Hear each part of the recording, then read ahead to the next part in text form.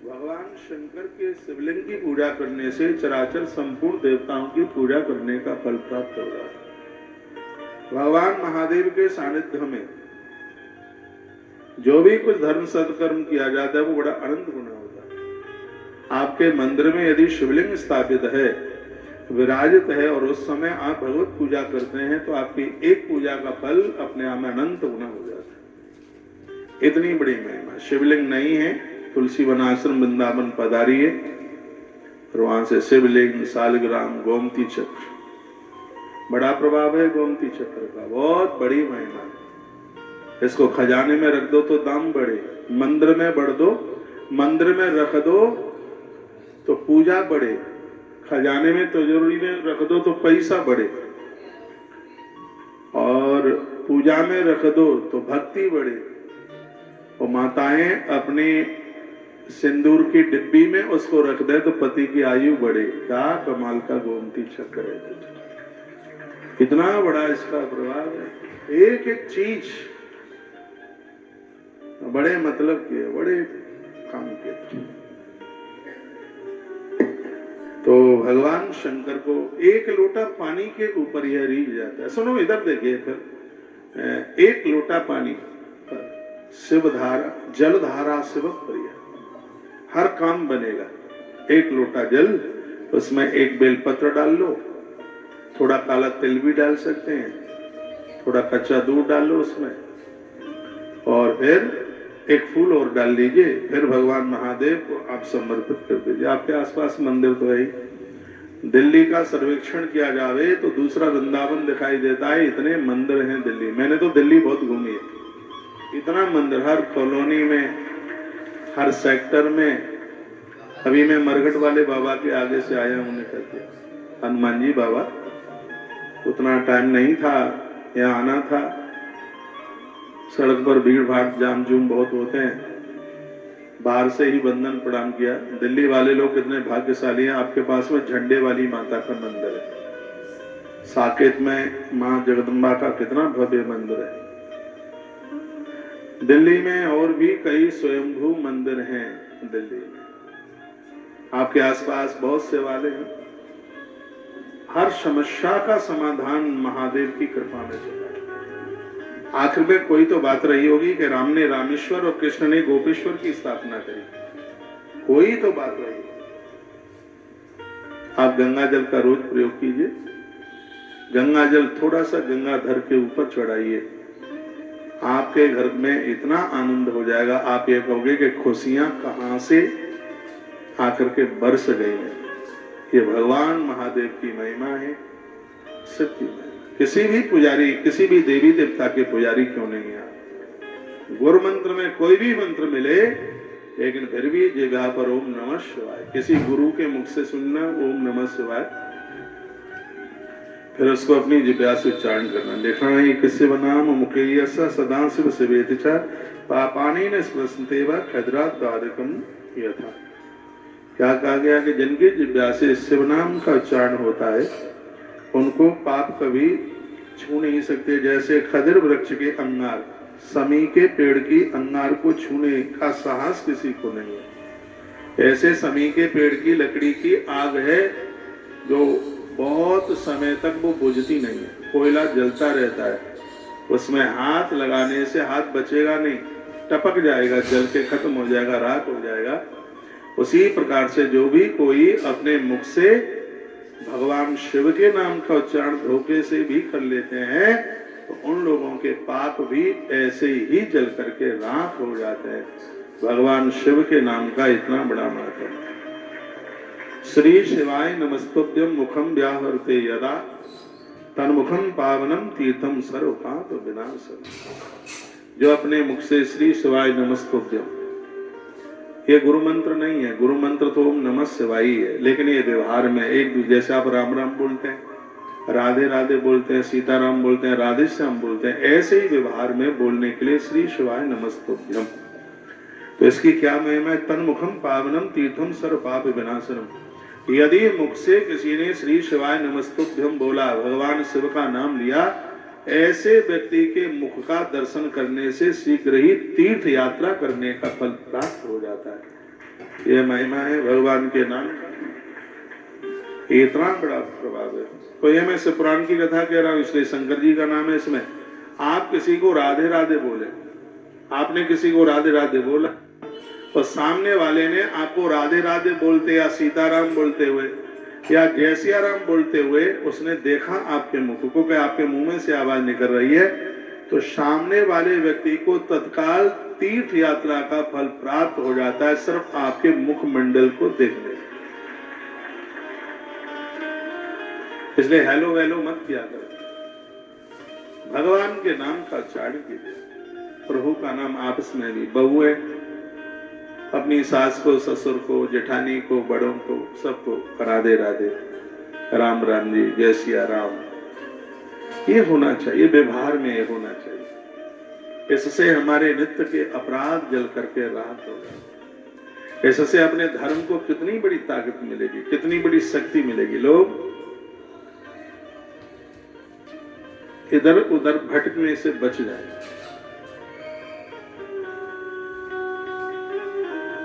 मैं किसी का विरोध नहीं कर रहा हूं, ना कभी करता हूं ना कभी करूंगा, लेकिन यह जरूर बोलूंगा कि हमारे हिंदुत्व के इतने बड़े देवता हैं, इनमें इतना करंट प्रभाव है, यहां जाना आप शुरू कर दो तो कहीं पीर पैगंबर पर तुम्हें जाने की जरूरत नहीं पड़ेगी,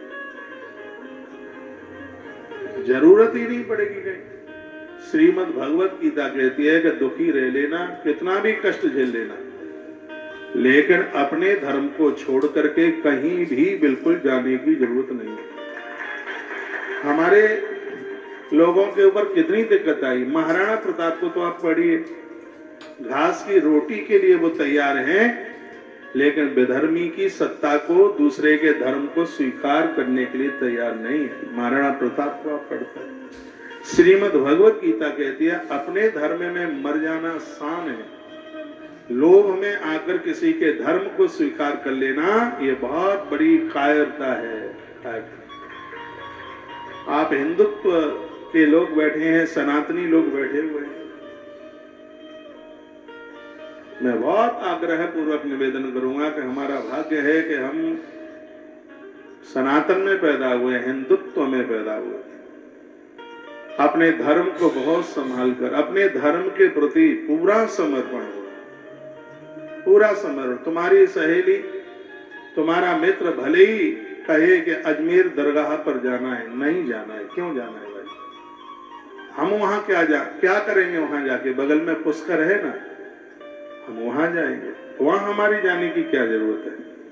इन लोगों को आप देखते हैं, वो तो कभी तुम्हारे मंदिर में दिखते नहीं, तुम्हारे जागरण में नहीं दिखते, तुम्हारे मंदिर में नहीं दिखते, तुम्हारे तीर्थ में नहीं दिखते। हाँ, कमाने के लिए जरूर वैष्णो देवी जाते हैं, दुनिया भर की उनकी दुकानें, खच्चर, वो अपने कमाने के साधन के लिए तो वैष्णो माता है और वो भगवान अमरनाथ हैं, सिर्फ कमाने के लिए।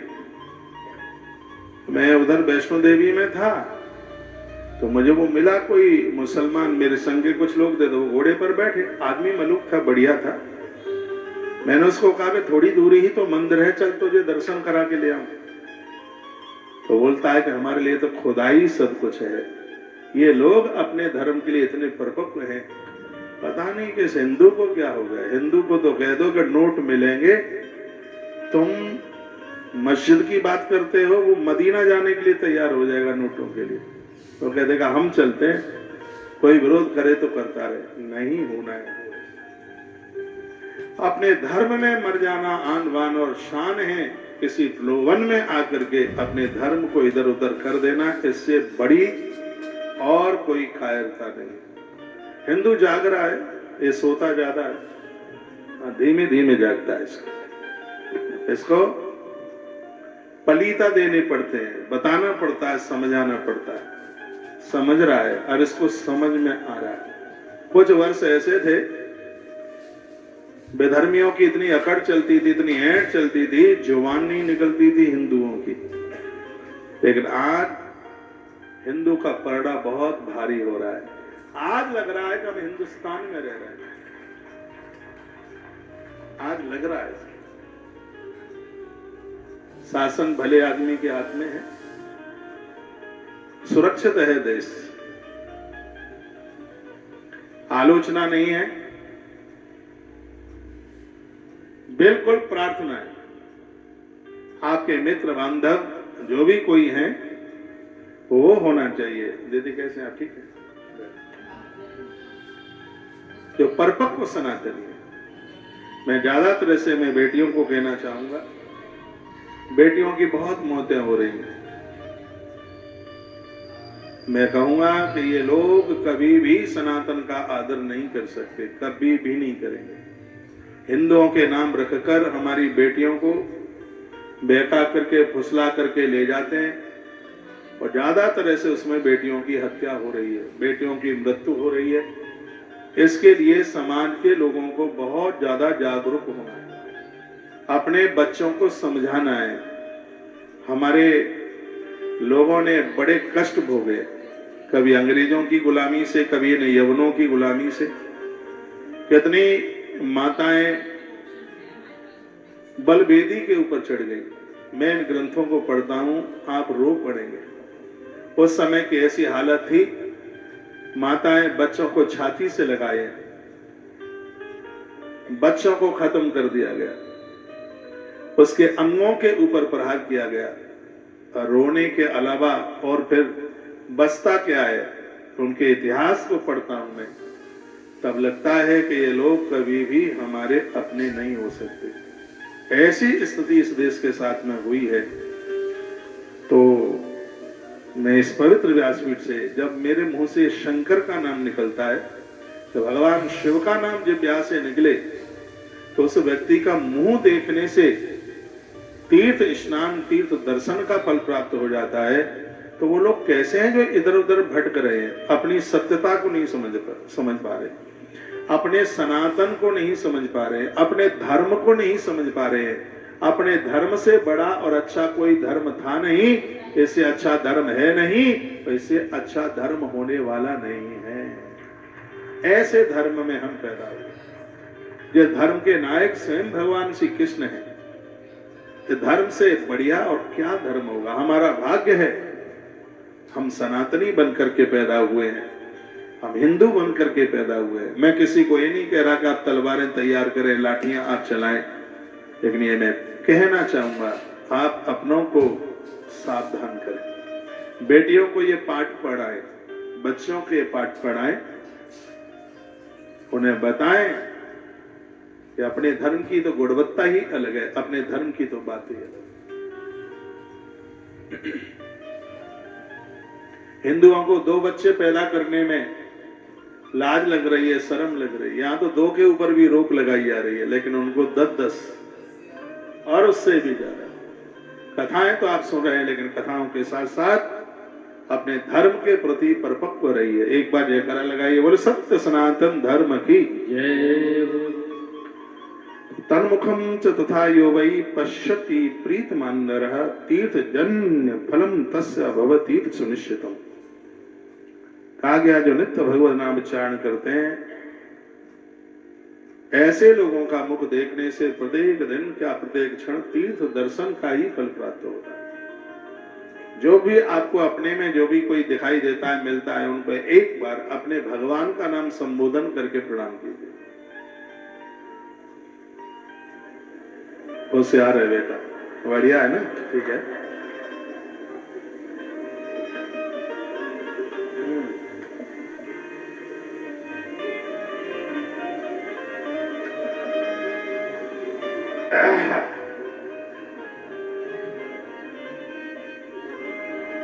बोलिए बांके बिहारी लाल की जय, श्री हनुमान जी महाराज की जय, जय जय।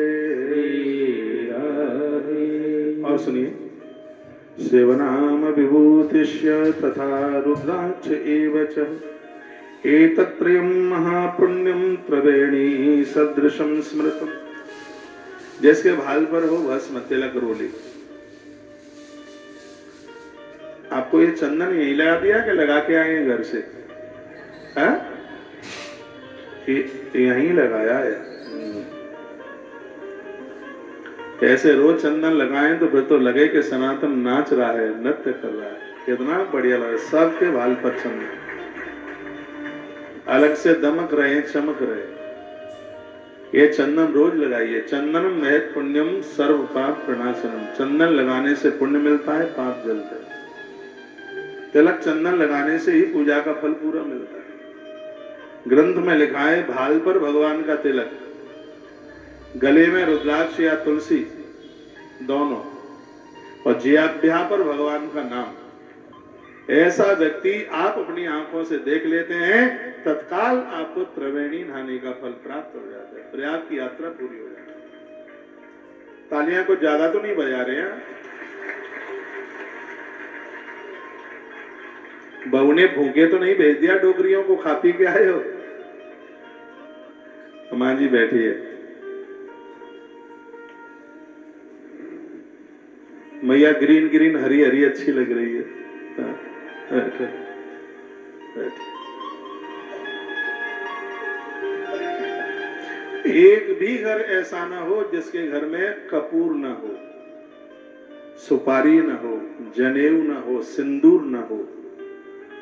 घर एक भी घर कलावा ना हो हाथ का। जिस घर में ये चीजें होती हैं उसके घर में मत्स्य पुराण में वर्णन है कि वास्तु अपना प्रभाव नहीं दिखाता।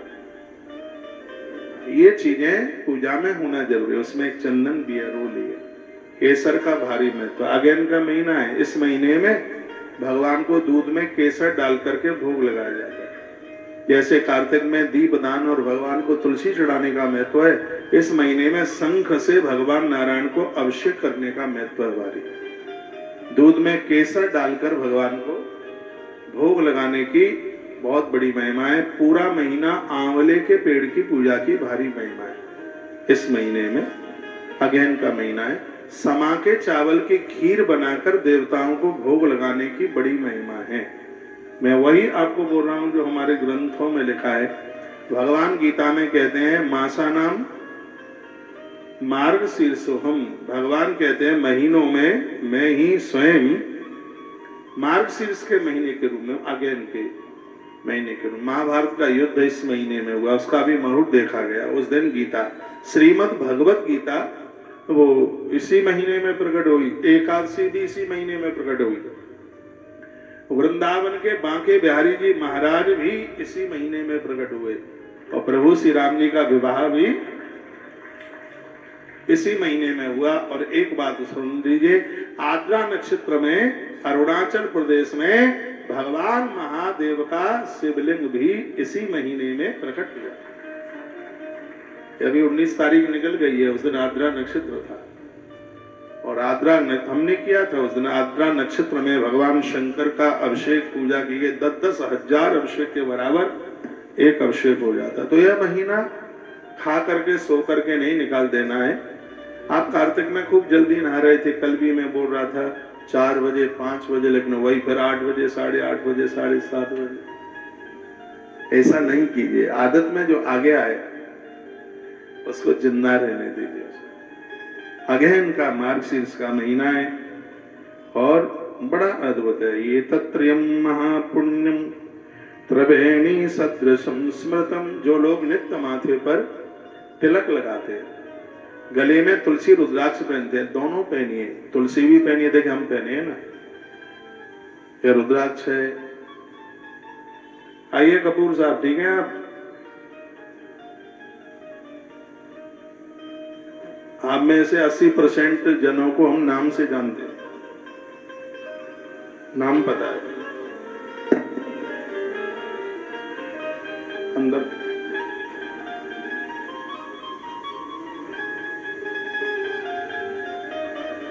माथे पर चंदन, कंठ में रुद्राक्ष और तुलसी, और जिह्वा पर नित्य भगवान का नाम। ऐसे व्यक्ति को घर में रहने पर भी प्रयाग में वास करने का फल प्राप्त होता है, और ऐसे व्यक्ति का मुख देखने से देखने वाले को त्रिवेणी नहाने का फल प्राप्त हो जाता है। इस समय आप दिल्ली में बैठे हैं, लेकिन तुम्हें त्रिवेणी नहाने का फल मिल रहा है। क्यों मिल रहा है? इसलिए मिल रहा है क्योंकि तुम मेरा मुंह देख रहे हो, इसलिए। क्योंकि मैं तुलसी भी है मेरे पास, तुलसी है, रुद्राक्ष है, माथे पर चंदन है, और जिह्वा पर महादेव का नाम। तो ये इसमें यदि ऐसा कहीं योग बन जाए तो फिर रोज यही त्रिवेणी नहाने का फल मिल जाएगा। हर रोज 2 मुखी रुद्राक्ष अपनी गाड़ी में रखो, गाड़ी एक्सीडेंट नहीं होगी, टकराएगी नहीं तो गाड़ी जब सड़क पर निकलती है तो बहुत जीव हिंसाएं हो जाती हैं। 2 मुखी रुद्राक्ष, जो भी ट्रक के ड्राइवर हैं जो ज्यादा सड़क पर रहते हैं वो तो लहसुन प्याज तक का परहेज कर लेते हैं, तो उन्हें गले में पहन लेना चाहिए। ऐसा नहीं हो सकता है कि तो लाल पीले कपड़े में बांधकर जो एक शीशा सा लगा होता है उस पर लटका दो, या उस डैशबोर्ड के अंदर रख लो, कहीं अच्छी सी जगह पर उसको रख लीजिए, फिर निकालने की जरूरत नहीं है। अब ऐसा तो है नहीं कि अपने आप खंदी में ही डालें तो फिर रुद्राक्ष बचा ले गाड़ी को, तो ये जवाबदारी नहीं है, जिम्मेवारी नहीं है। हाँ, ये बिल्कुल पक्का है कि गाड़ी चलाने में मिस्टेक नहीं होगी, गलती नहीं होगी। तो एक्सीडेंट होता भी है तो बैठने वाले लोग सुरक्षित रहेंगे। ये 2 मुखी रुद्राक्ष का प्रभाव। अभी हमने जबलपुर में भगवत कृपा से बहुत बड़ा यज्ञ हुआ, जैसे दिल्ली में आयोजन हुआ। आप लोग आए थे करतान नगर? अच्छा, आए थे आप? बहुत बड़ा यज्ञ था। कलयुग का तो बहुत बड़ा यज्ञ था कि 352 घंटा, और जिसकी आहुति दिन रात चली, बंद नहीं हुआ। जबलपुर में तो 2 घंटा उससे भी ज्यादा चला, 354 घंटा। पहली बार ये ऐसा हुआ कि 362 घंटा महारुद्राभिषेक 1 सेकंड को बंद नहीं हुआ, दिन रात चलता रहा। दिन रात 362 घंटा चला अभिषेक। उस यज्ञ में रुद्राक्षों को सिद्ध किया गया। 2 मुखी रुद्राक्ष, 3 मुखी, आजकल हम वही बांट रहे हैं। लाखों की संख्या में रुद्राक्ष सिद्ध किए गए। 2 मुखी रुद्राक्ष, 3 मुखी रुद्राक्ष विद्या प्राप्ति के लिए, 4 मुखी रुद्राक्ष गर्भिणी नारी के लिए, गर्भ में संतान समाप्त ना हो, उसके कमरे में रख दो, कहीं दिया जल रहा है वहां रख दो, उसके तकिए के नीचे रख दो, क्योंकि उसको पहनाओगे तो उस नियमों का पालन नहीं कर पाएगी, और गर्भाकालीन समय में तो बड़ा मुश्किल होता है, इसलिए उसके कक्ष में रख दीजिएगा। तो ये पलने वाले शिशु का रक्षण करेगा। ये नर हत्या से बचाता है। 4 मुखी रुद्राक्ष। 5 मुखी रुद्राक्ष को धारण करने से प्रत्येक दिन चातुर्मास व्रत करने का फल मिलता है। 5 मुखी रुद्राक्ष को धारण करने से व्यक्ति असाध्य बीमारियों से बच जाता है, हार्ट अटैक जैसी बीमारियां। 5 मुखी रुद्राक्ष मृत्यु लोक का वरदान है। 6 मुखी रुद्राक्ष युवाओं के लिए, ये भटके नहीं, अपने मन मुताबिक शादियां ना करें, इनका मन लगे अच्छे कामों में, नहीं तो ये जवानी में ऐसी हवा चलती है, पता नहीं हवा के संग किधर कोई चल पड़े। 6 मुखी रुद्राक्ष के मालिक भगवान कार्तिकेय हैं, जो मोर की सवारी करते हैं, और 84 लाख योनियों में एक ऐसा मयूर है, मोर है, जिसके आंसुओं से संतान पैदा होती है।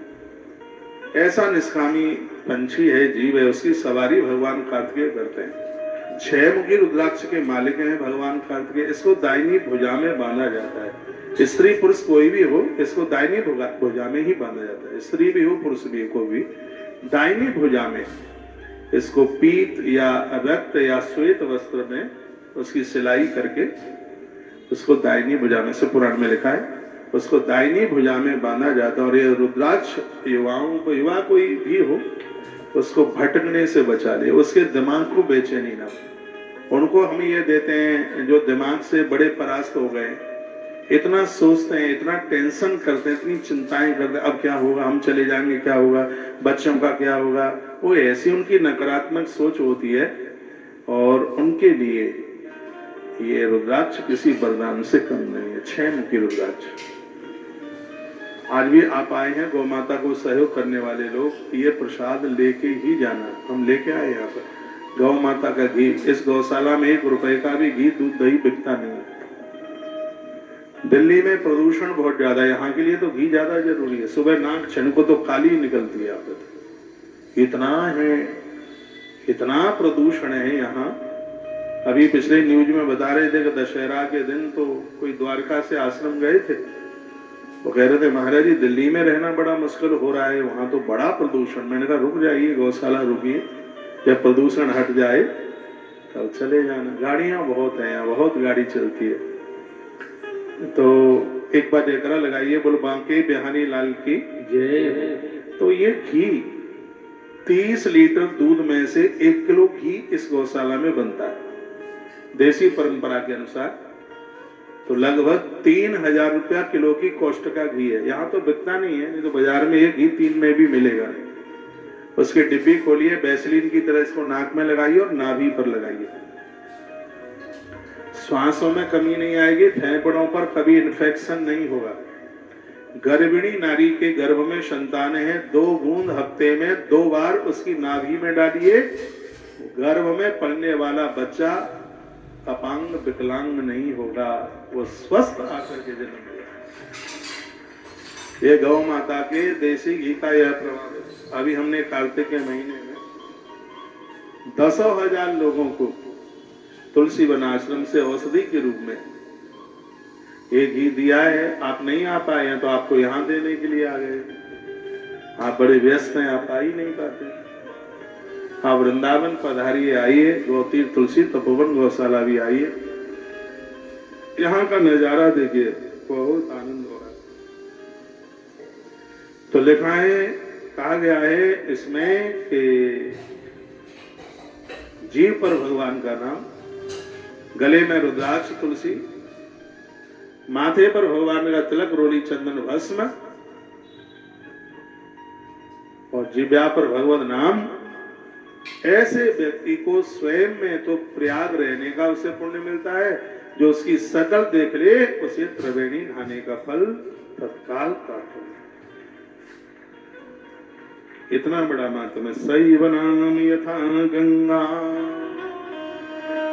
भगवान शंकर का जो नाम है वो साक्षात भगवती गंगा की तरह। विभूति यमुना मता, जो भस्म है वो यमुना मैया के नाम। रुद्राक्ष जो है वो माता सरस्वती के रूप में। तो वहां भी तो त्रिवेणी में 3 ही तो धारा है, गंगा यमुना सरस्वती। तो शंकर का नाम है गंगा, माथे की भस्म तिलक है वो है यमुना, और गले में आपने रुद्राक्ष धारण किया है वो है माता सरस्वती। तीनों चीजें हैं वही त्रिवेणी। तो ये तदर्शनम यथा वेणी नाभि और अंतर्मना, तदर्शनम यथा वेणी। इनके दर्शन से त्रिवेणी दर्शन का स्नान का फल प्राप्त होता है। इतना बड़ा महात्म। शरीर चत्रिम यस्या तत्फलम च कृतस्थितम एक तो वेद काय स्नान जम तो फलम बुदई। बहुत पहले की बात है, हितकारी ब्रह्मा ने, जिसके शरीर में उक्त तीनों त्रिपुंड रुद्राक्ष और शिव नाम संयुक्त स्वयं ब्रह्मा ने कहा था, वो दुनिया में कहीं भी रहे उसे प्रयाग में रहने का ही फल प्राप्त होता है। इतना बड़ा महात्मा। आप मेरी बहुत बातें मानते हैं तो ये भी मान लो, जबरदस्ती से नहीं, राजी से। क्या राजी से? चीजें ऐसी खाइए जिनका भोग भगवान को लगता है, वो चीजें खाइए। फलियार की चीजें आपके पेट में जानी चाहिए, 10 साल आपकी उम्र बढ़ जाएगी। कूटू बहुत फायदा करता है सर्दियों में। डायबिटीज के मरीज को लेना चाहिए, कुटू बहुत फायदा करता है, स्वास्थ्य के लिए बहुत फायदा करता है। चना स्वास्थ्य के लिए बहुत फायदा करता है। गुड़ से कभी डायबिटीज नहीं बढ़ती। उगी हुई मूंग बहुत फायदा करती है। इस शरीर को वो चीजें दीजिए कि जो फायदेमंद है। इस बच्चा को बैठा दो, बैठा उसे,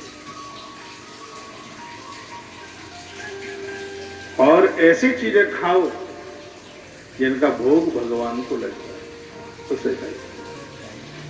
चाय कम कर दो, कॉफी बिल्कुल छोड़ दो। कॉफी कैंसर और चाय घुटनों में दर्द पैदा कर रही है। तो जो चीजें इतना नुकसान कर रही हैं उनसे बिल्कुल परहेज कर लीजिए। ज्यादा ठंडी चीजें मत खाइए, ज्यादा गर्म भी मत खाइए। ज्यादा ठंडी चीजों का सेवन करने से लोग जल्दी बूढ़े हो जाते हैं, वृद्ध हो जाते हैं। वृद्ध होने के कुछ कारण, ज्यादा भ्रमण करेंगे, ज्यादा घूमेंगे तो बूढ़े हो जाएंगे। पद्म पुराण में लिखा है। दिन में सोएंगे, रात में जगेंगे तो बूढ़े हो जाएंगे। ज्यादा ठंडी चीजें खाएंगे या शीत में रहेंगे। ज्यादा पहाड़ों में जाते हो ना घूमने के लिए, यहाँ के लोगों के लिए ज्यादा पहाड़ों में, उधर जहाँ ज्यादा ठंड पड़ती है वो ज्यादा ठीक नहीं है। तो ज्यादा ठंडी चीजें आप खाएंगे तो इससे भी बूढ़े हो जाएंगे। और एक और बताया गया है जिसको बोलने में मैं झिझकता हूँ, पति की उम्र हो कम और पत्नी की उम्र हो ज्यादा तो ऐसा पुरुष भी बहुत जल्दी बूढ़ा हो जाएगा, ऐसा पद्म पुराण में वर्णन किया गया। मैं तो बिना शास्त्र के कोई बात नहीं कहता। इसलिए हमारे ग्रंथों में लिखा है भले ही पत्नी की उम्र 1 घंटे कम हो, आदमी से, पुरुष से स्त्री की आयु कम ही होनी चाहिए। ऐसा हमारा पद्धतियों में, हमारे ग्रंथों में वर्णन किया। ऐसा नहीं है कि हम तुम राजी तो क्या करे काजी। इन सब नियमों को यदि आप देखेंगे, आप समझेंगे, जो महात्माओं ने, महात्मा श्वेत केतु के शब्द हैं जो मैं आपको यह बोल रहा हूं, उन्होंने ही कहा था, उन्होंने कहा कि पति और पत्नी की आयु में कम से कम 3 साल का अंतर बताया। अब कोई बात रही होगी, उनका कोई चिंतन रहा होगा, 3 वर्ष का तो उन्होंने उसमें अंतर उन्होंने बताया, 3 वर्ष का तो अंतर हो दोनों में। नार की स्थितियां ऐसी हैं, बेटियां मिलती नहीं है, बड़ा मुश्किल हो रहा है। बड़े अच्छे अच्छे करोड़पति कहते हैं महाराज जी कुछ नहीं चाहिए, बस साड़ी में लिपेट करके ले आएंगे बहू को, बस कहीं से कोई संबंध ना। ऐसी स्थितियां हो रही है। बेटियों के ऊपर बड़ा कुठाराघात हो रहा है। दोनों चीजें, एक तो बेटियों को जिंदा नहीं निकलने दिया जा रहा है और घर से इतने संस्कार नहीं मिल रहे हैं कि बेटियां ससुराल में जाके अपने आप को एडजस्ट कर ले। आज माता पिता का खून सूख रहा है जब बेटियां बड़ी हो रही हैं। शादी करनी पड़ेगी, पैसा लगाना पड़ेगा, इसके लिए नहीं। उनको 2 चिंताएं सता रही हैं, घर कैसा मिलेगा और दूसरी चिंता है कि हमारी बेटी उस घर में एडजस्ट हो जाएगी कि नहीं। ये बहुत चिंता की बात हो गई है, बहुत चिंता की बातें बढ़ रही हैं। और जो मन मुताबिक शादियां हो रही हैं वहां तो पटी ही नहीं रही बिल्कुल भी, वहां की तो पोजीशन ही बिल्कुल खराब है। इसलिए मैं बराबर कहता हूं, आपकी बेटियां हैं, आपकी नाती पोती हैं, उनको पास बैठाइए। अब तुम शुरू से बैठाओगे तो समझेंगे, वो सीधे 17 साल में बताओगे तो कुछ समझने वाली नहीं।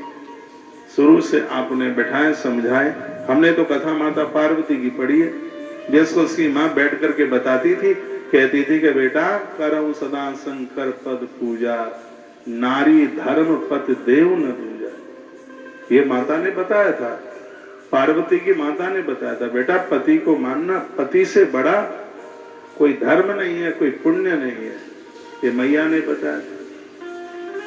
लेकिन आजकल तो ये बूढ़ी माता अपने दमाद से तू तड़ाके से बोलती, बोले मेरा बस चले तो कनपटी सेक दूं, लेकिन उन्हें ये नहीं पता कि तू दमाद की कनपटी सेके बेटी से भी ज्यादा पूजा के योग्य है वो।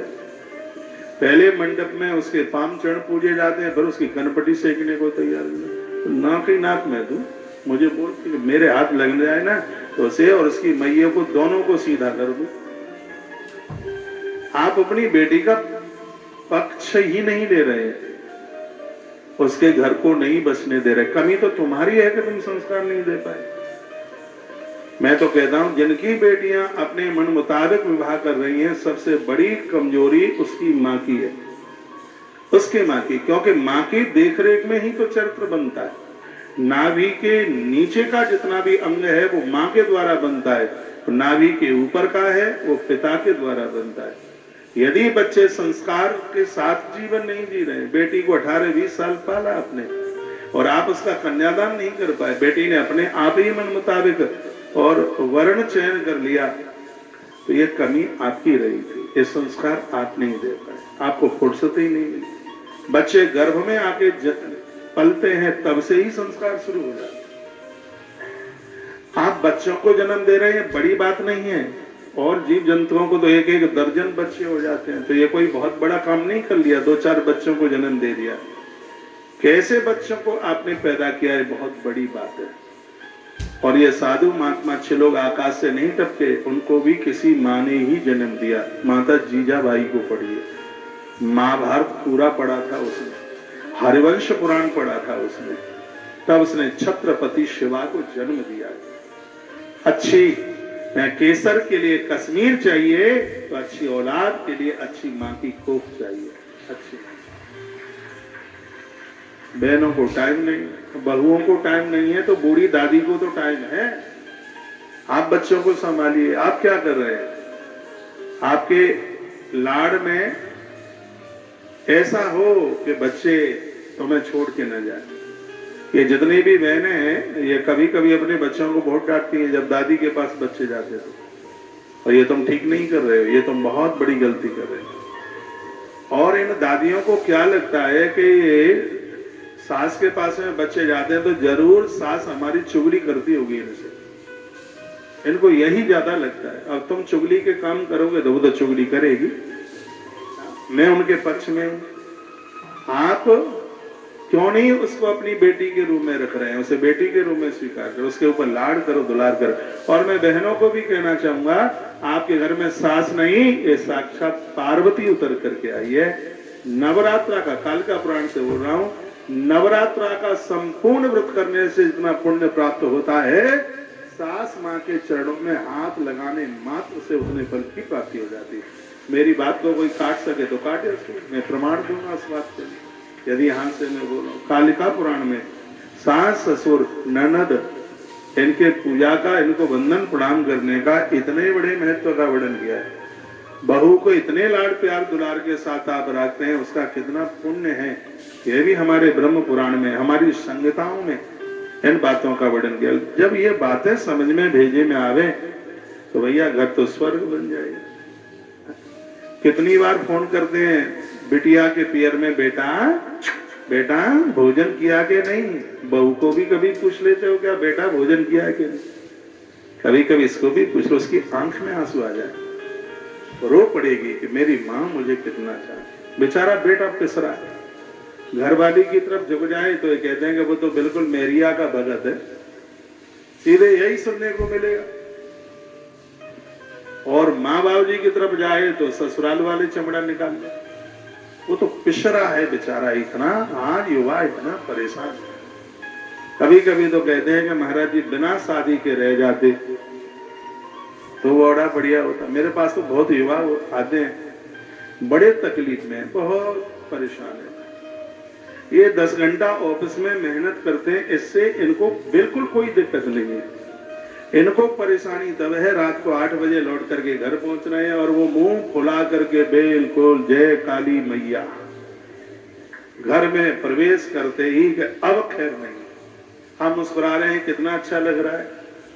और जब आप क्रोध करें तो मुझे भी भागने की जरूरत पड़ती है वहां से। नारी कितनी भी सुंदर हो, लेकिन जिस समय क्रोध आ जाए तो वो इतनी कुरूप हो जाती है, उसको देखने से भय होता है। तो आप तो मुस्कुराते ही अच्छे लगते। एक बार हंस के बताइए, हंसते रहिए, मुस्कुराते रहिए। आप अपने घर की गृहिणी हैं, आपने पूरे घर को ऋणी बनाया, इसलिए आप गृहिणी। घर में तो गंगा बहे, नाला नहीं गंगा जी बहे, घर में आनंद हो गए। इस तरीके से जीवन जीने की कोशिश करो और एक डर डर के घर में मत रहिए। ये डुकरियां बहू बेटों को डरती जा रही, क्यों डर रहे हैं आप? कारण खोजिए, डरने का कारण क्या है। चापलूसी मत किया करो। घर में 2-3 बहुएं होती हैं तब डुकरियां बहुत चापलूस हो जाती हैं, उनको खुश करने के लिए। एक को इतना मानेंगे, एक को मिल करके गालियां देंगे, ऐसा क्यों? बिल्कुल भी नहीं। वो भी तुम्हारा बेटा है जिसको बाजार से नहीं लाया गया, तुम्हारी कोख से पैदा हुआ है। हमारे यहाँ मरखनी गैया सीधी हो जाती है लाड दुलार करने से, तो इंसान है। एक गैया हम खरीदने के लिए गए सुनरख में, और इतनी बड़ी गैया होगी 70,000 की।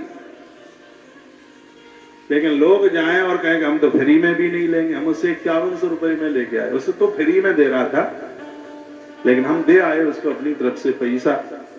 ऐसी मरखनी गाय कि मैंने इतनी मरखनी गैया ही नहीं देखी अपने जीवन में। तो मैंने आश्रम से गौशाला से ट्रैक्टर मंगाया, तो इतने मोटे रस्से में उसको बांध के, ट्रैक्टर के कल्टीवेटर से हल होते हैं ना पीछे, उसमें उसको बांध करके और गैया को कड़ेर करके खींच करके बैठ जाए रास्ते में। और बड़ी आफत आई, लेकिन उसको जैसे तैसे उसको आश्रम पहुंचाया।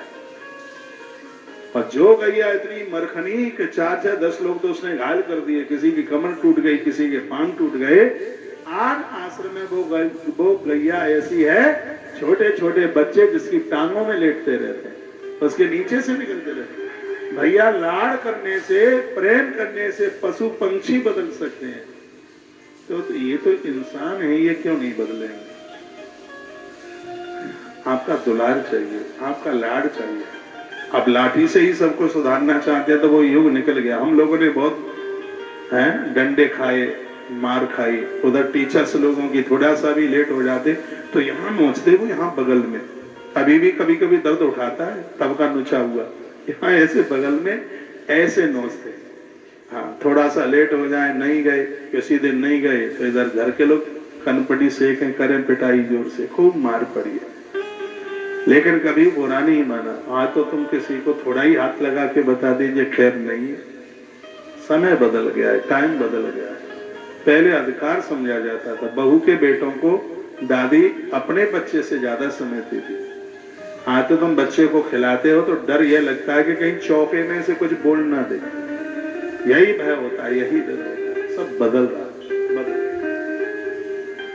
आइए मैं इसी ग्रंथ की कुछ बातें आपके बीच में। सही बनाम यथा गंगा विभूति यमुना रुद्राक्ष विदजा प्रोक्ता सर्वपाप विनाश। भजन कीजिए, पूरी दुनिया की दौलत संपदा हमारे और आपके नाम कर दी जाए। इतने पर भी जब तक भगवत आराधना, भगवत भजन, अच्छे काम न करे जाएंगे, तब तक उद्धार नहीं होगा, तब तक कल्याण नहीं होगा। आप 60 साल 70 साल पूरी दुनिया के लिए जीवन जिए, पति और पत्नी दोनों मिलकर के भगवत भजन आराधना जी, कंपटीशन में माला घुमाओ। मन आज नहीं लगेगा, कल नहीं लगेगा, कल नहीं तो परसों लगेगा, परसों नहीं लगेगा तो अगली 24 नवंबर 2025 तक लगेगा, पर लगेगा जरूर। अभ्यास कीजिए, भजन में अभ्यास को नहीं छोड़िए। जितने भी पुरुष लोग मुझे सुन पा रहे हैं, इस उम्र में अपनी घरवाली का सहयोग कीजिए, साथ दीजिए, तीर्थ यात्रा जाइए, मठ मंदिर जाइए। और यह है जीवन तो वानप्रस्थ जीवन तो इसलिए। अभी मैं साम वेद की कथा कह रहा था, उसमें इतना कोई सूत्र तो हृदय को छू लेता है। उसमें कितना अद्भुत वर्णन था। ब्रह्मचारियों ने विद्या प्राप्त न की हो तो उनका जन्म लेना व्यर्थ, कोई मतलब नहीं। 25 साल तक यदि बच्चों ने पढ़ाई न की हो तो उनका जन्म लेना ना लेना कोई महत्व नहीं रखता। 25 से 50 तक ग्रस्त में पहुंचकर जिसने धन ना कमाया हो, ये वर्णन है। अपनी युवा अवस्था में 4 पुरुषार्थों में पैसे का नाम है, सुन लो ध्यान से। धन कमाने का हम कभी विरोध नहीं करते। धन कमाओगे तभी तो बच्चों का डेवलपमेंट होगा, परिवार आज की महंगाई में तभी तो चलेगा। खूब धन कमाइए, सात्विक भाव से कमाइए, धर्म से धन कमाइए।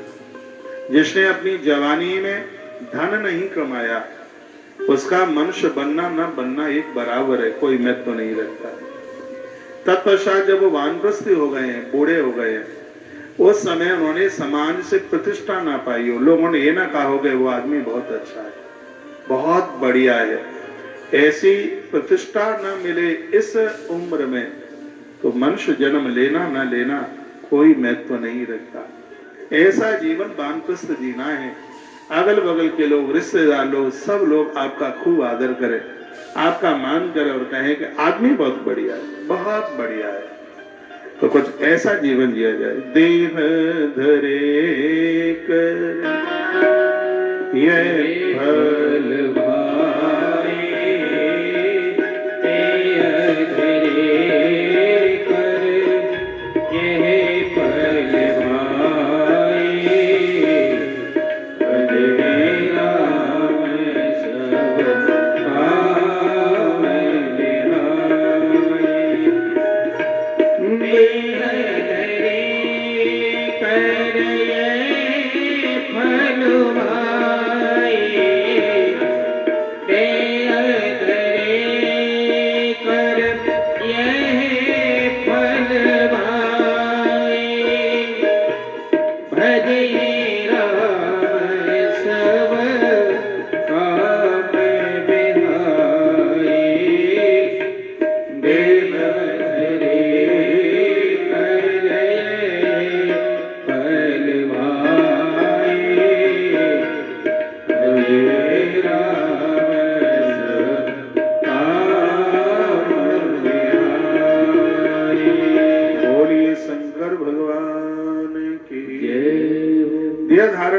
का फल ऐसा है, भजिए राम सब काम व्याई। दुनिया के कामों को करने से पहले भगवान के काम करें। परमात्मा के काम जो हैं उन्हें आप कीजिए। भोर में जल्दी जागिए, स्नान कीजिए, तुलसी को वंदन। एक बात और सुन लीजिए, नहाकर जिस समय तुलसी को आप प्रणाम करते हैं, सिर्फ हाथ जोड़ लेते हैं, सवा मन स्वर्ण दान करने का पुण्य तत्काल प्राप्त हो जाता है।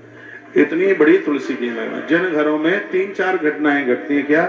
तुलसी का पूजन, भगवान को गोपी चंदन का तिलक, घर में गोमती चक्र, घर में और सालराम भगवान की पूजा।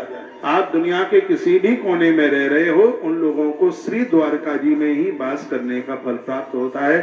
ऐसा स्कंद पुराण के अंतर्गत प्रवास खंड में इस बात का वर्णन किया गया है। सबके घर में तुलसी हो। मैं अब एक ऐसी कथा आपको सुनाने के लिए जा रहा हूं, जिस कथा को सुनने से संपूर्ण शिव चरित्र सुनने का फल प्राप्त हो जाता है। ऐसी कथा है जिसमें भगवान सालिराम की उत्पत्ति है। ऐसी अद्भुत कथा है जो कि भगवान महादेव से जुड़ी है, जिसमें पुष्कर के भी महात्म्य का वर्णन किया गया है। पुष्कर बड़ा अद्भुत तीर्थ है। बताते हैं कि कार्तिक के महीने में यदि कोई एक रात्रि पुष्कर रुक ले, सुबह नहाले वहां, तो उसे 12 कार्तिक स्नान करने का फल तत्काल प्राप्त हो जाता है। ऐसे पुष्कर जी का भी महात्म्य इस शिव तत्व की कथा में, भगवान शंकर की कथा में, इस महात्म्य में उसका वर्णन किया गया है। वह आइए वो चर्चा मैं आपके बीच में कर लेता हूं। एक बार जयकारा लगाइए, बोलो शंकर भगवान की जय। लिखा यस्सा श्रवण मात्रेण शिव भक्ति दृढ़ा भवेत्। इस चरित्र को सुनने से भगवान शंकर के चरणों में अनुराग हो जाता है, भक्ति बढ़ जाती है। यह कथा इस प्रकार से है। महात्मा कश्यप के कई विवाह हुए थे। उनकी एक पत्नी से एक बेटा हुआ। पत्नी का नाम था धनु। बेटा हुआ और उस बेटे का नाम रखा गया था विप्रचित्ति। विप्रचित्ति नाम था। कश्यप के खानदान में ये बच्चा हुआ विप्रचित्ति। समय आने पर इनका एक बेटा हुआ जिसका नाम था दंभ। दंभ को कोई संतान नहीं थी, तो उन्होंने संतान के लिए तप किया। विधाता ब्रह्मा प्रकट हुए, कहा वरदान मांगिए। तो इन्होंने मांगा, मुझे एक ऐसा पुत्र चाहिए जो बलिष्ठ हो, जो बहुत ताकतवर हो, ऐसा बलवान पुत्र चाहिए, ये मुझे मांगे आप दे दो। विधाता ब्रह्मा ने कहा एवमस्तु तथास्तु, ऐसा कहा। तत्पश्चात वर्णन है कि उसी वरदान के प्रभाव से दंभ को एक ऐसा पुत्र हुआ जो बहुत ज्यादा बलवान था। उसका नाम रखा गया शंखचूड़। इसका जन्म हुआ शंखचूड़। सुनिए, आपका ध्यान इधर हो। शंखचूड़ छोटे से बड़ा हुआ। इसने अपनी तपस्या के लिए तीर्थ का चुनाव किया। वर्णन है तपस्कार परमं पुष्करे लक्ष्य वर्ष कम। इसने 1 लाख साल तक पुष्कर में तप किया।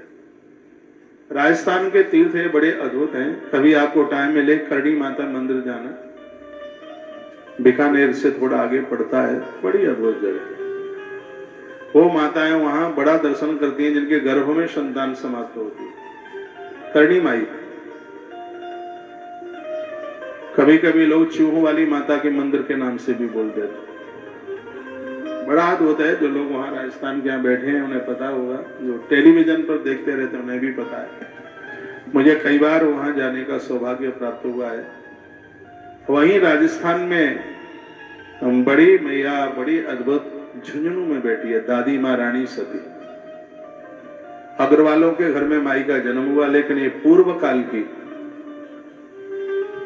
अभिमन्यु की पत्नी है जिसका नाम है उत्तरा।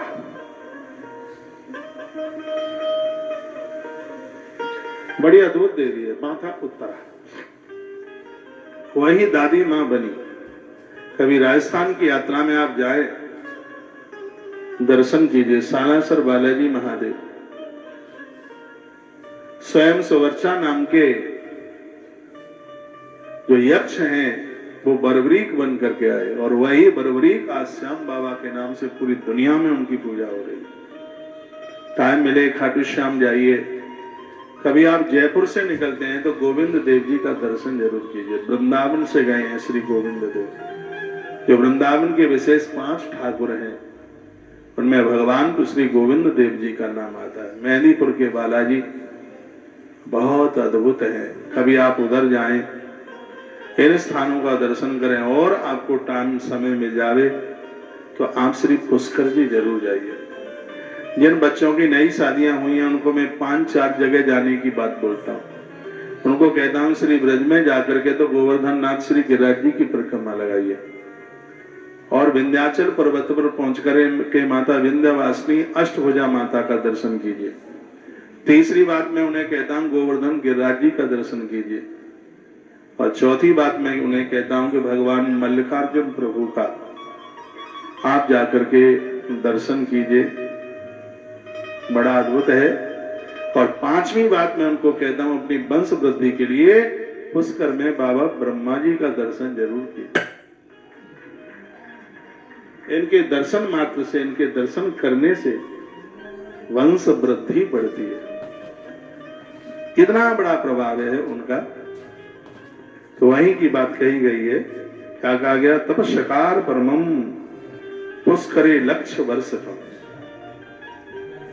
संघ चूड़ ने 1 लाख वर्ष तक यहां पर बड़ा तप किया। तप तो सबके लिए चाहिए, गृहस्थ विरक्त कोई भी है। 1 माला कम से कम रोज जपिए। तुलसी या रुद्राक्ष की माला जपने के लिए बड़ी विशेष है, उसे अपने घर में रखिए। आसन लगाकर सुबह जप रहे तो पूर्व दिशा की तरफ मुंह करके पंचपात्र बाईने हाथ पर रख करके, जलता हुआ घी का दिया दाहिने हाथ पर रख करके, और आप भले 1 माला जपें, भगवान आपके बस में हो जाएगा। जप का इतना बड़ा प्रभाव है। बजरंगबली श्री हनुमंतलाल जी महाराज ने जप के प्रभाव से राम जी को अपना खासम खास बना। सुमिरे पवन सु पावन नामो, सुमिरे पवन सुत पावन नामो, अपने बस करे राखे रामो।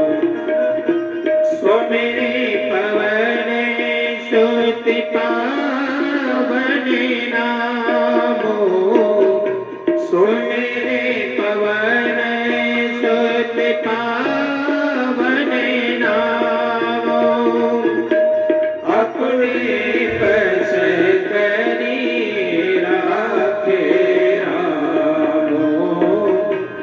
सुमिरे पवन सुत पावन नामो, अपने बस करी राखे रामो।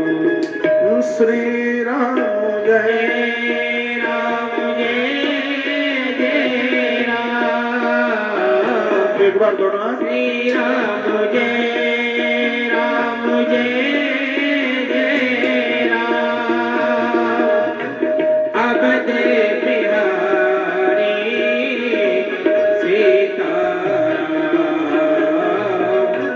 सुमिरे पवन सुत पावन नामो, अपने बस करे राखे रामो।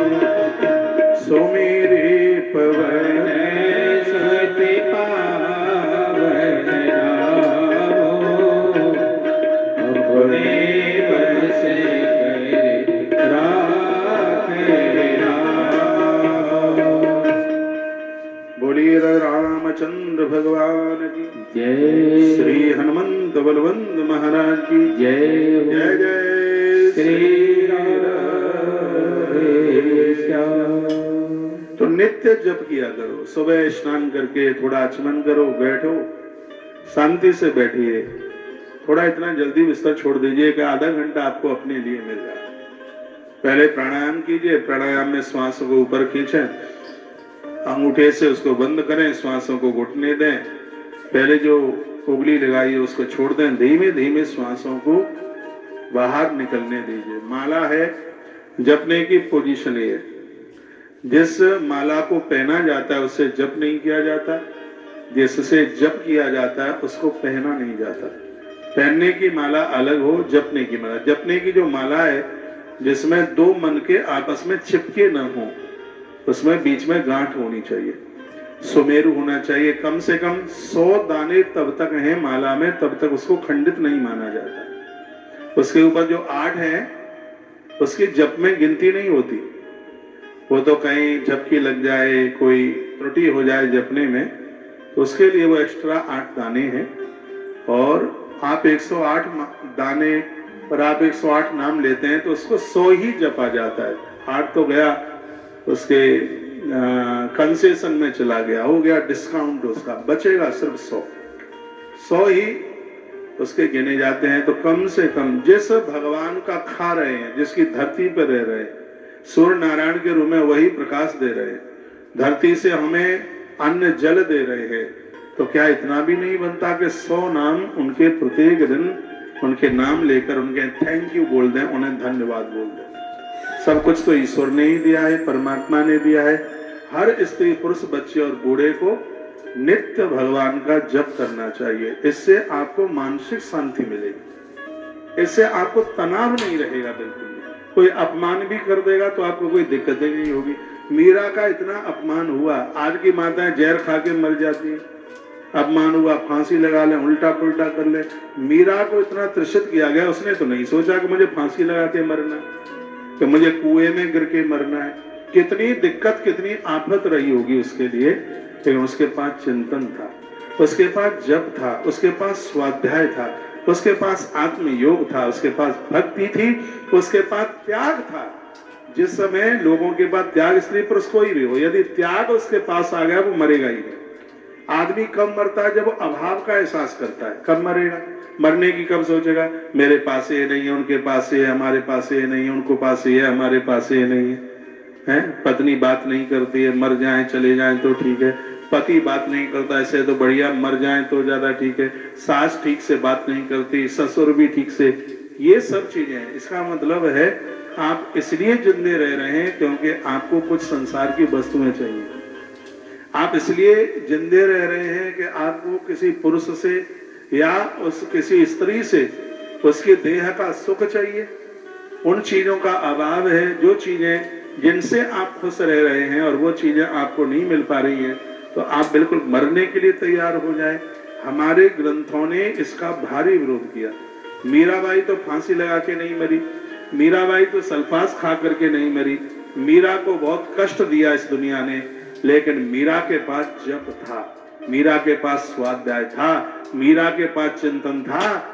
मीरा की मौत नहीं हुई, मीरा गिरधर में समाहित हो गई। मीरा भगवान को समाहित। वो मंदिर आज भी श्री द्वारका जी में है, भेंट द्वारका में वो मंदिर आज भी है।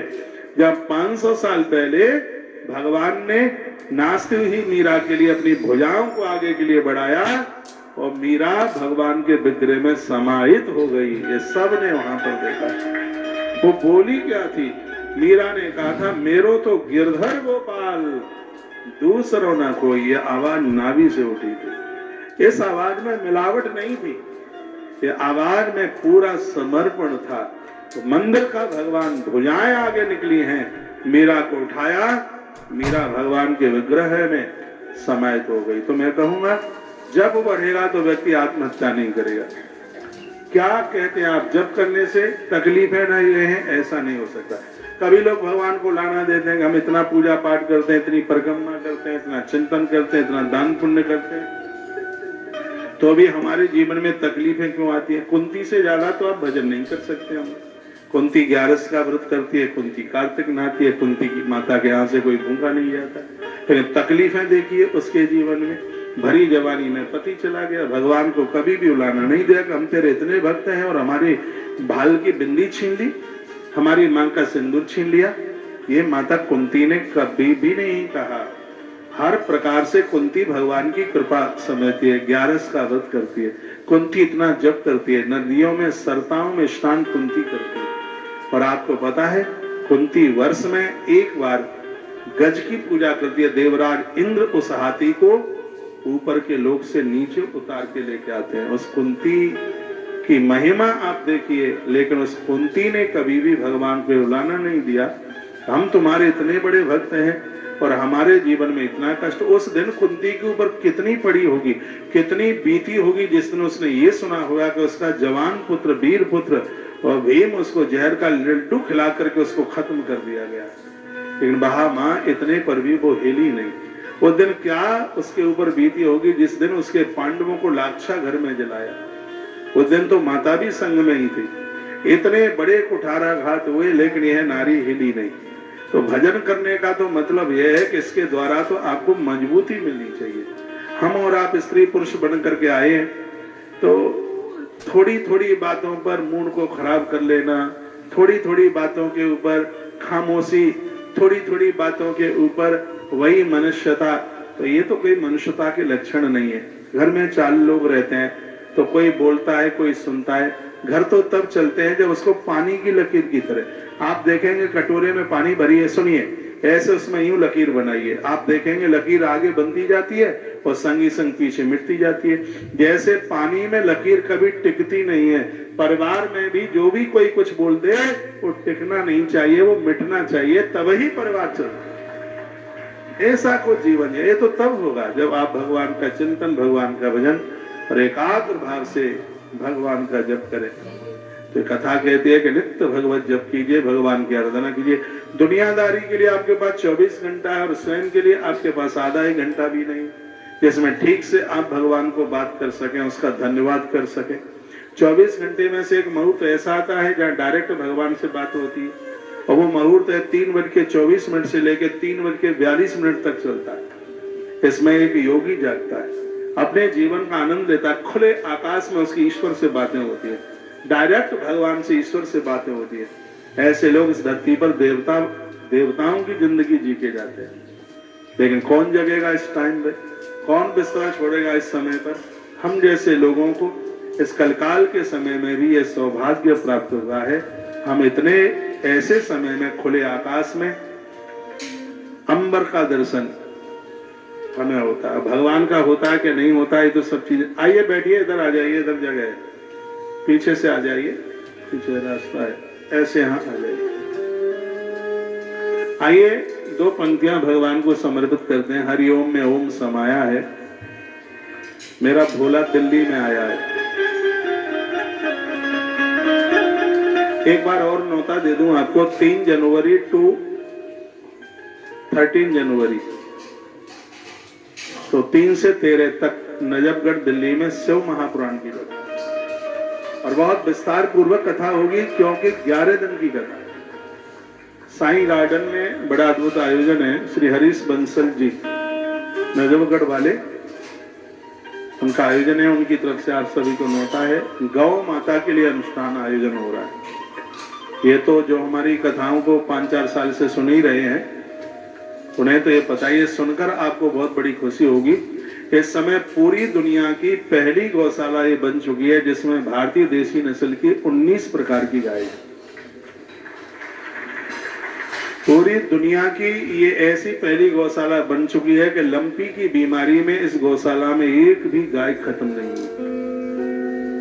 ऐसी अद्भुत गौशाला और ऐसी गौशाला है जहां गवर्नमेंट से इस गौशाला को 1 रुपया भी नहीं दिया जाता, सरकार से 1 रुपया भी नहीं लेते। झोली आप सबके सामने फैला लेते हैं, आपसे मांग लेते हैं। गवर्नमेंट से इसलिए नहीं लिया जाता।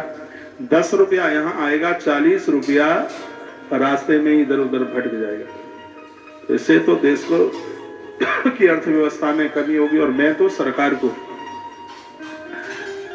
बोलता हूं, मैंने तो पत्र भी मैं लिखने को जा रहा हूं। मैं सरकार को बोल रहा हूं कि गौशालाओं को पैसा देना बंद करो। बिल्कुल, पैसे का बहुत भारी दुरुपयोग हो रहा है। हमें मालूम है गौशाला थैले में है, धरती पर नहीं है।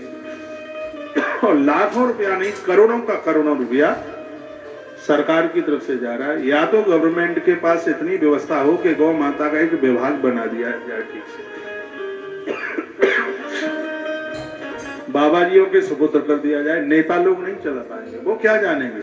उन्होंने कभी गोबर उठाया है क्या? वो क्या जानेंगे कि वो गौशालाएं कैसे चलती हैं? ये उनके बस का काम नहीं। इसमें साधुओं को, महापुरुषों को, महात्माओं को जोड़ा जाए और तत्काल गौ माता को राष्ट्र माता, विश्व माता घोषित कर दिया जाए, पूरी दुनिया की श्रद्धा हो जाएगी। राष्ट्र माता ही नहीं, ये देखिए इसको विश्व माता, गावो विश्व मात्रा वेद कहता है। गाय संपूर्ण भारत की ही नहीं, पूरे विश्व की माता है, पूरे ब्रह्मांड की यह माता है। सरकार जिस दिन इसे माता का दर्जा दे दे, उसी दिन इस देश की गौहत्या पर लगाम लग जाएगी, गौहत्या बंद हो जाएगी। गौशालाओं को पैसा देने से इनकी सुरक्षा हो ही नहीं सकती। जितनी गाय सरकारी गौशालाओं में मरती हैं, प्राइवेट गौशालाओं में नहीं मरती। ज्यादा से ज्यादा गैया वहीं मरती हैं जहां गवर्नमेंट से फंड आ रहा है, गवर्नमेंट से पैसा आ रहा है। हमारी तो आपसे प्रार्थना है, हम तो सरकार से भैया 1 रुपया भी ले नहीं रहे हैं। इस गौ माता की सुरक्षा के लिए, उसको जिंदा रखने के लिए, उसकी सेवा के लिए आप कभी गौ सेवा से पीछे मत हटना। जो गाय की सेवा करेगा वह नंद है, उसकी घरवाली यशोदा है। नंद यशोदा बनिए, गोपाल तुम्हारे घर पधार कर तुम्हारे घर को गोकुल बना देगा।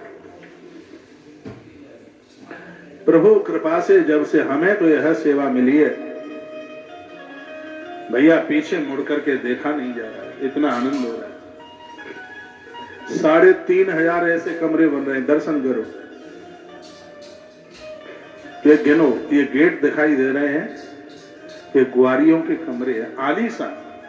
ये होली दिवाली भी अपने घर नहीं जाते, कहते हैं कि यहां से ज्यादा आनंद है नहीं गए। जो आप देख रहे हैं ऐसे तो बहुत पोर्शन बने हुए,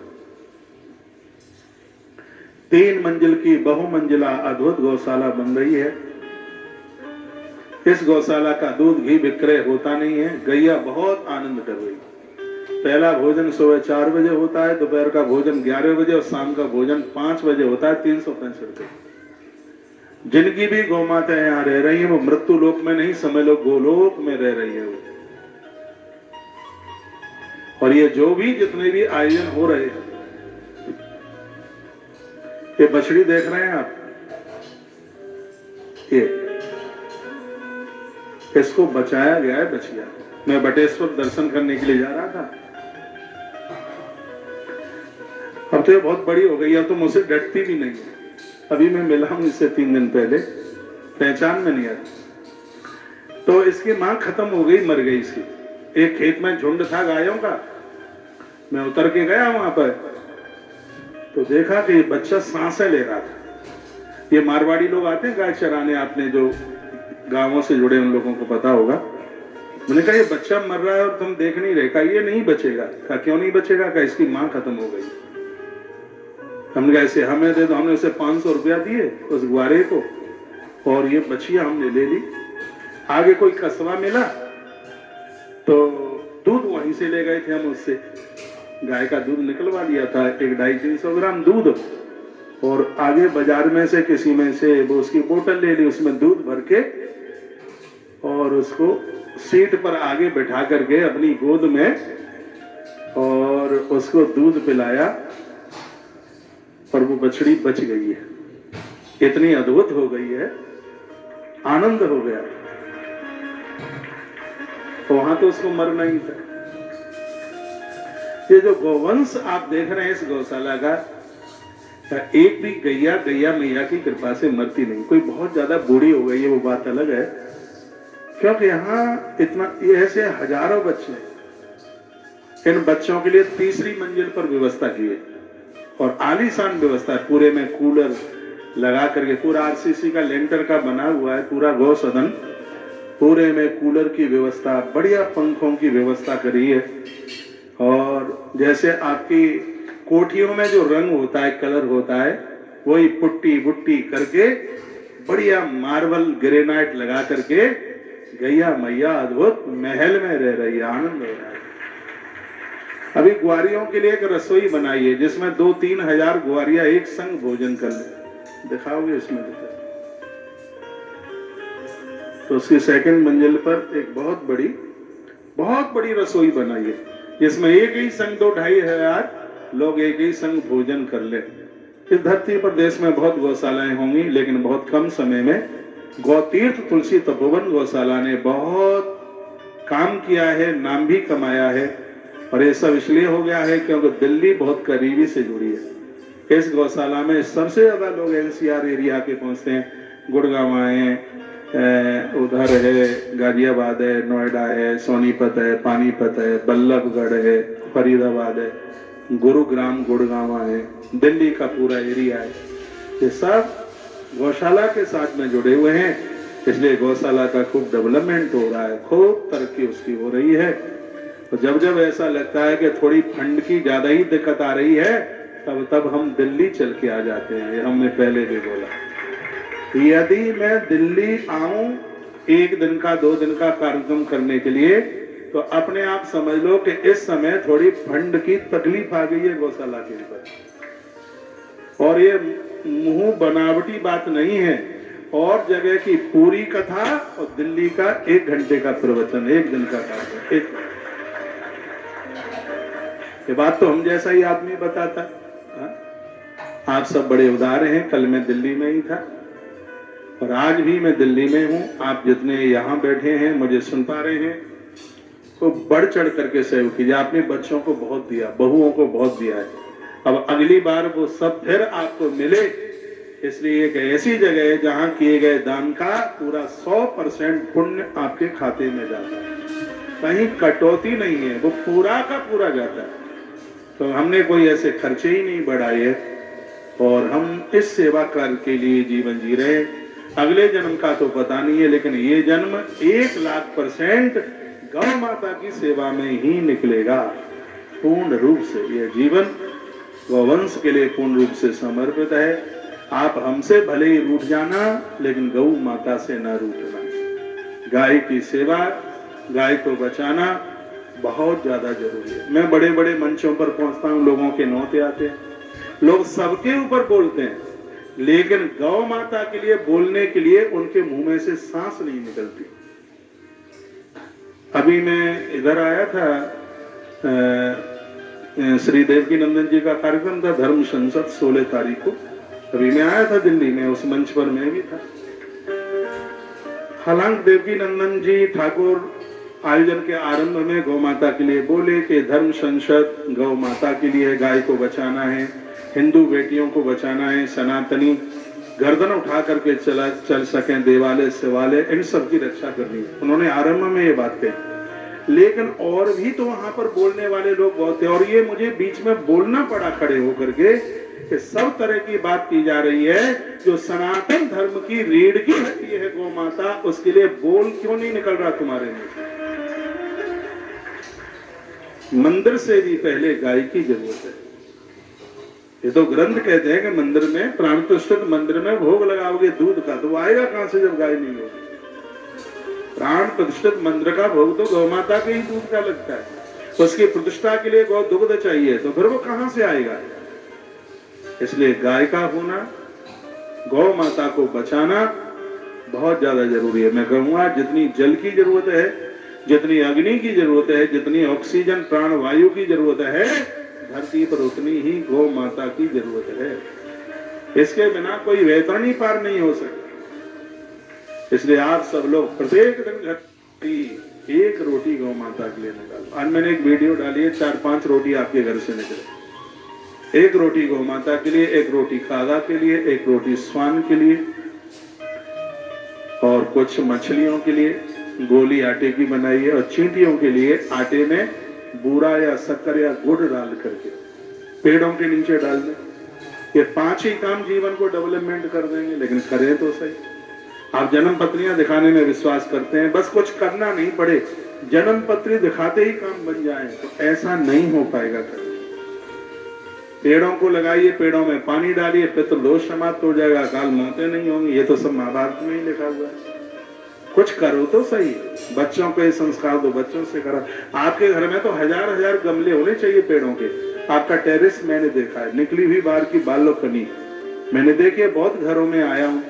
उनमें पेड़ रखिए, गमलों में पौधे लगाइए, बच्चों से पानी डलवाइए। आप कहते हैं मच्छर हो जाएंगे, तो क्या हो जाएगा? मच्छर हो जाएंगे। पेड़ों से ऑक्सीजन कितनी मिलती है। किसी को टीबी नहीं होगी, श्वास की बीमारी नहीं होगी, फेफड़े कमजोर नहीं होंगे। ये देखिए कि आश्रम की सेवाएं पूरा वृंदावन में है, चलता है। तो ये कोई हम कोई अपनी बड़ाई नहीं कर रहे हैं, इन कार्यों में बड़ी श्रद्धा है और हमने लोगों का दिल जीता है इन कामों को करते करते। और फिर भी हम कहते हैं कि अभी शुरुआत है, आने वाले समय में इसका बहुत ज्यादा विस्तार होना है। आइए हरिओम में ओम समाया है। मेरा बाबा दिल्ली में आया है,